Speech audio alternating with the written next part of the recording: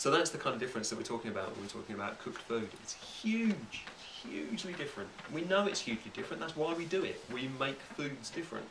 We make them how we want them to make them. Is there a way of cooking food where that doesn't happen? You know, stir frying or steaming for just a couple of minutes, or is it all cooked food? Well, the definition of cooked in terms of food, for me, isn't what method you use, or what food it was, or what temperature you go to even. The definition for me is the degree of change. So,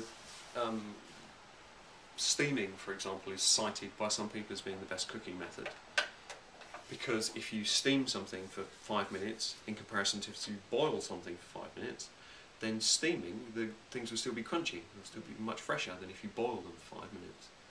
But it hasn't got much to do with steaming, it's merely a result of the fact that when you steam something, you aren't immersing it in 100 degrees centigrade, you're immersing it in 40 degrees centigrade or whatever steam would. That's what I mean, does it still have the changes? But that would therefore affect it less. Right. But you can switch that around. If you were to boil something for 2 minutes or steam it for an hour, it would be floppier having been steamed. So it's not about whether you're steaming it or boiling it, it's about how much the heat penetrated. Yeah, so if you bake something for a minute, there's going to be almost no time for that 200 degrees centigrade air to have generated penetration into that chip. And so the chip will still be raw.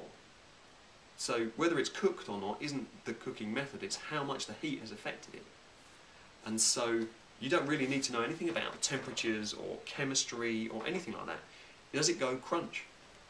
If it goes crunch, then all of those cells are still intact. Yeah. If it goes they're not. Doesn't matter how you cooked it, how long it was in there for, what temperature it was at, that's the difference. Yeah, it's really, really simple once you grasp that element of it. But in that way, there are certain cooking methods that are better than others, in that stir frying is cited to be one of the best, because the oil is actually at 200 or 300 degrees centigrade in the bottom of the wok. But a stir fry means you get it in and out of the wok within a minute. It's not, it's in the wok for 20 minutes and you call it a stir fry because it's in a wok. Everything's gone through. Get it in and out of the wok within a minute and everything's crunchy. And that's the difference, it's the crunch. Yeah? So you can't really sort of, how do I not cook an egg? You just don't cook it. You can't cook something like that if you're not cooking it.